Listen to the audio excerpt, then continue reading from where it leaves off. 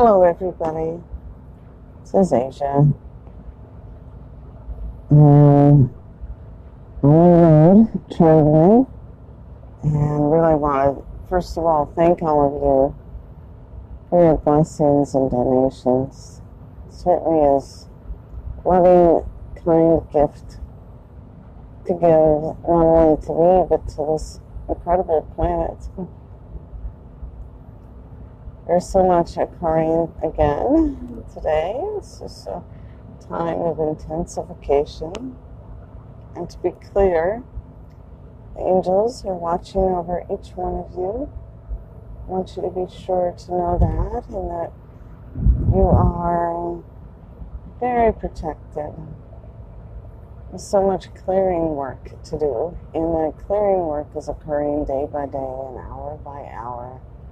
And quite literally, every breath you take is an opportunity for clearing more. And hi, everybody. I see you coming in. It's so nice to see you. Just let me know if the sound quality is okay. If there's any problems, let me know, and I'll see if I can adjust the sound. We're here right now. I'm in southern Kansas. We did quite a lot of clearing work with the angels and Archangel Michael in the lead, cutting through the entanglements of some of those darker energies in our planet in order to allow there to be relief from pressure building. As you know, there's so much water that's being released from flooding and dams. The levees are breaking near Tulsa, and then again in Missouri and down in Louisiana. I'm on my way up to southern Nebraska, and there's other issues with flooding, with 5 days of rain predicted for this part of the country. And so I know some of you are in different parts of the world, so right now I'm just in the center part of the United States, and it's a beautiful open countryside. So I'll post some photos of the bright blue sky, and we're kind of still having natural white clouds.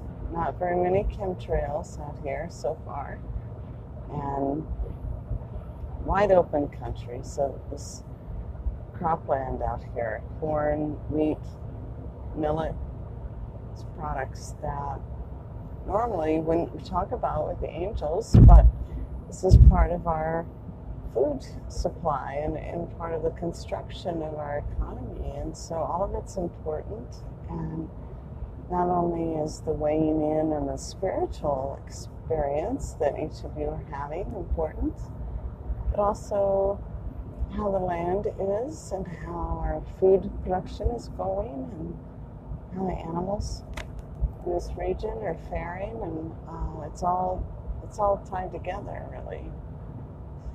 So we're just going to take a moment with Archangel Michael and send blessings to this whole area.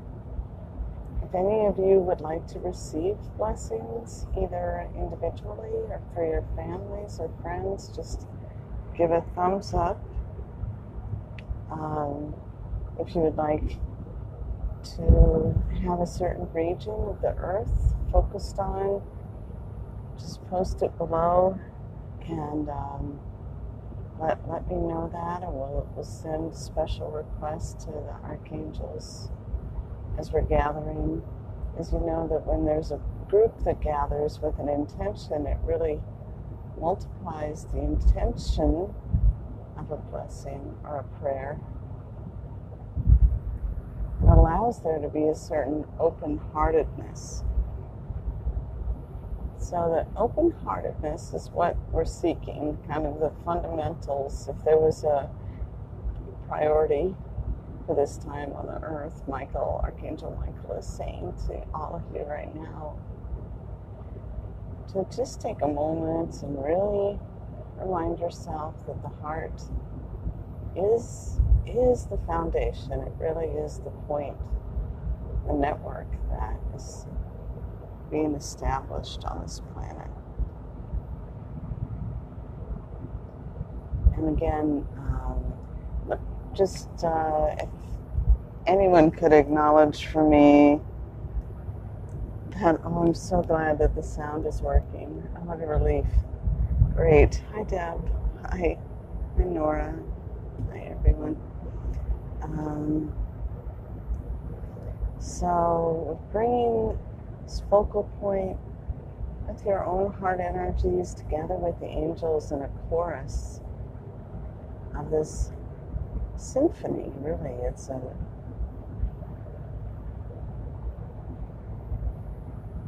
moment to share and express gratitude. And this could be gratitude even for the grain we consume every day in the form of wheat or rice or millet or other forms.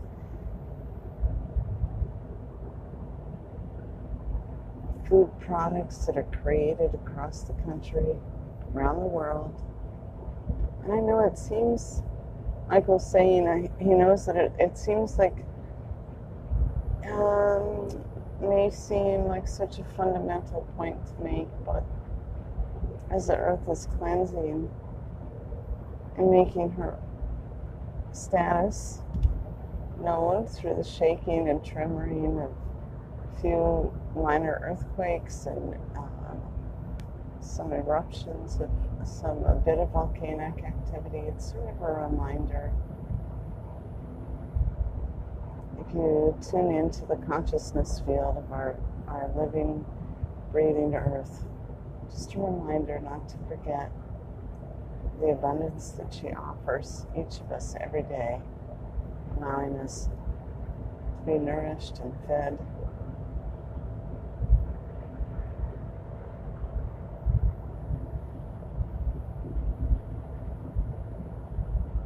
So we're sending prayers around the whole world. Thank you, Deb. And to all people, all diversities of people around the globe.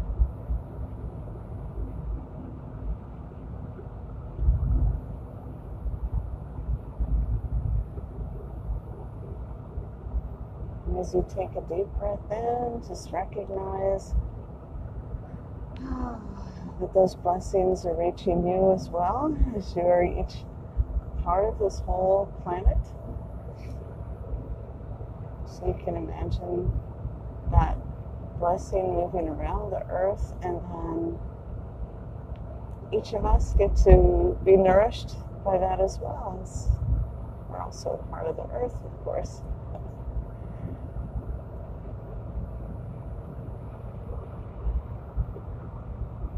So hello everybody again. We're just bringing in time for blessings this afternoon. The grid that was posted below on this page is the birthing of a new consciousness. It matches that golden singularity, this point of unity where all are equal. And the thing that makes these equal, Michael's suggesting, is love. So there's a very beautiful quality of gold, which is its continuity. So very rarely does it have a fractured surface. It doesn't behave in a way like a crystal, does it? It's more uniform. And part of the magic of gold is its uniformity. The vibrational quality of gold is another aspect that Archangel Michael would like to discuss. And in many, not only biblical references, but also references to higher enlightened beings, often there are radiant images of gold painted, if not in the image itself, then even around the frame that frames an image. And it is also this idea that can be focused on in your own hearts, that each of you ultimately were born as infants with hearts that were spun of gold. And it is this gold substance that brings about awareness. Now in the image below, he's saying that the structure is quite intricate, and there's a new balance or a new harmonizing of what was considered to be the old chapter on this earth, the old consciousness that is part of what in biblical terms may have been considered the time of revelation. And there's many stories from around the globe that differ from the source and the origin that have the same conclusion, whether it's Hopi or Buddhist philosophy or Christian ethic. Many, many models are predicting that this time period is a time of revelation. And indeed, today is a day of purity and sanctification in preparedness for further clarity, for more of this new architecture, this new golden vibration or frequency, if you prefer to refer to it that way, that is calling forth the hearts and spirits of people around the globe. And please let me know if, or let the angels know too, I guess. Michael is suggesting that if anyone has any questions, any symptoms, some people are really experiencing a lot of tension in the upper shoulders or the upper back. Oh, I'm so glad you're feeling it, Deb. That's great. Such good confirmation. Thank you for letting me know. And for each one of you as well who are on this page, and again, this is a very small page, so it's sort of assumed here that each of you are earth angels, and those points that would be where your wings attach are part of where some of the tension or resistance might be felt, or even in the deeper muscle tissue, traveling your spine vertically from your shoulder blades inward towards some of those deeper muscle tissues that go along both sides of your spine, on the right and left side. And also that happens to correspond with the heart. So today, if you want to, you can imagine that there's some softening of any tension, which should automatically, as you bring your attention to that area, just automatically allow a little breath. You might feel almost as if you want to kind of wriggle your shoulders, release some of that tension, and rotate your neck a little bit, and allow yourself to be present in the divine love that surrounds, protects, and emboldens you to move forward to this next level, which I'm sure many of you could appreciate. But he's also, Michael's suggesting also that there may be some anxiousness or anxiety, sleeplessness, restlessness, not being sure what's really going on, timeline shifts where things seem different than they used to, and it may be subtle, or it might have larger shifts, very, very obvious that you're operating on a much different time scale or frequency than most of the world, and in a way not being sure what to do about it. So for some of you that work regular jobs, which I myself do as well, it can be kind of a conflict of how do you live in one world and also participate in the other world. And he doesn't mean to speak in dichotomies. It seems as if there's two worlds, the spiritual world and then the materialistic world, where things like food and housing and paying bills and getting to work on time and phone calls to friends and family and loved ones and all those things matter. And then the other, which is an acceleration of the purpose of the divine or the heart energy, and they're operating at two different speeds, if that makes sense to everyone out there. And so there's a little bit of confusion and conflict about what is the right way, or not that there's a wrong way, but the sort of like the rules are changing based on the different focus now on the heart, which is a bit timeless.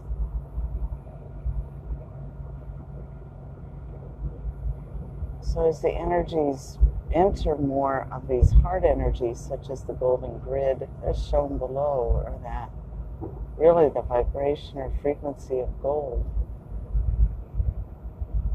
which you might want to Google that and just look it up and see what you see about all the properties of gold, and see if there's any awareness or intuition for you there.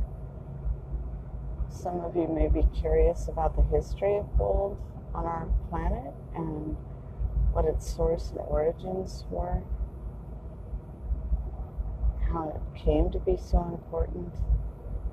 And some of you may further,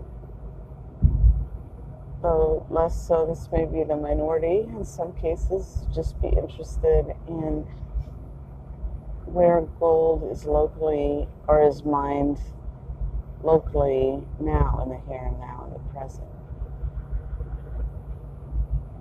To understand more about the inception of the new ideas that are present for each of you on the earth. And so loving kindness through the heart is activated through the substance, through gold. The grid below shows a bit more of an awareness building of what that structure is like, almost like a beehive. And bees communicate, as you know, through communication that relates to the entire hive. So when one bee finds a flower that has pollen, it easily communicates to all the other bees where that pollen is, and the same could be true or said about humanity and populations, that when one person is activating their own heart, that could easily be shared just through simple vibration or consciousness shift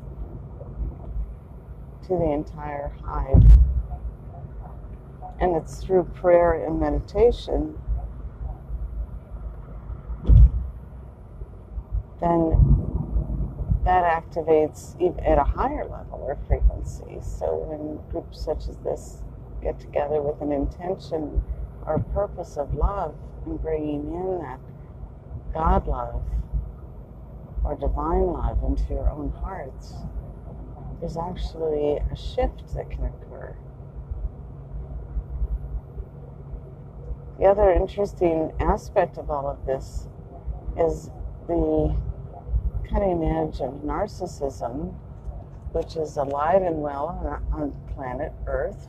And again, this is Michael saying this, so he's saying on your Earth. And on your Earth, narcissism could be equated to greed. And the greed is the filling of one's pockets with most of the wealth, while taking from others without concern or ethics or moral conscience for how that impacts that person's ability to seek or define wealth for themselves. And so when there's greed in abundance, there's an assumption that narcissism is taking away energy from the system and hoarding it in the pockets of one instead of the many. Now, Archangel Michael continues to say here that there's a light that is left in a state of wanting when this occurs. So the light of a soul who's been taken from creates a desire or a yearning that's similar to an itch that can't be scratched, like the hungry ghost image, if you're familiar with that. And the hungry ghost is this energy that just cannot be fed enough. It's just always hungry. So it has, again, inviting you, if you're interested, to Google research that.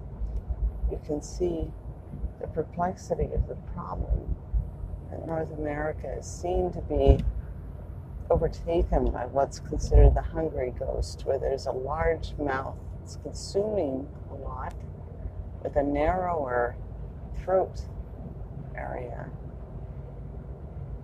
where there's a congestion, and then a starvation. So the yearning, or the release of greed, or the freedom from the narcissistic behavior of another person or a country or an attitude, is necessary and needed. So right now he's talking in terms of a light switch that can be turned on or turned off. And so when you turn on the light switch of narcissism, so it's not that they're bringing light to narcissism, it's they're just activating narcissism. It could be the nicest, gentlest, kindest person has a under connection or a lower connection with a vibration of want or need.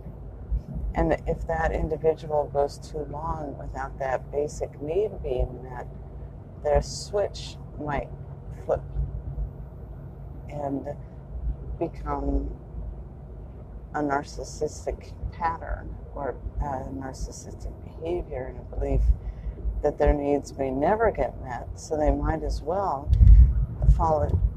let their morals and values fall away like an old skin of a snake. And they develop an attitude of just taking what's theirs regardless of how it impacts other people. And that can be true for an individual or a family or a couple, or in the larger forms of government, business, or again, speaking globally. And some of the dictators that become switched on to narcissism are those types of individuals who have lost out on what it means to be of the light. They don't understand, or they don't comprehend how their own value or worth is measured. And so they determine they are going to take control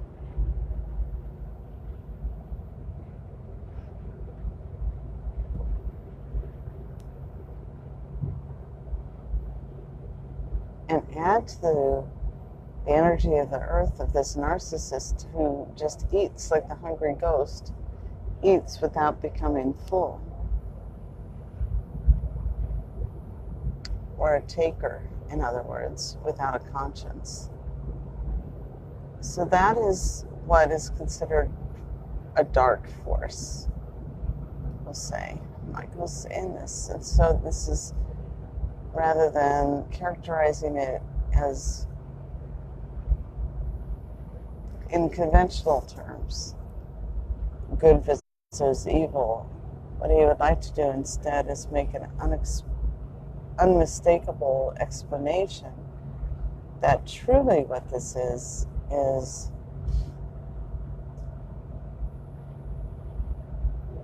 a preponderance of need for abundance, self-worth, and value.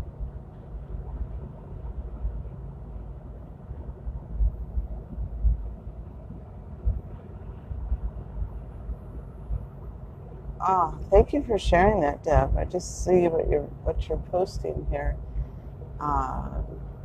Great. Excellent. Thank you for sharing that so much.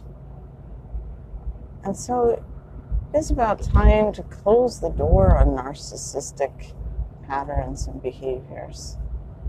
And whether one regards them as cabal energies or darker energies or pure force of darkness, the clarity is that it can be extinguished now through your prayers and meditations and requests for yourself, with the Archangel's assistance if needed,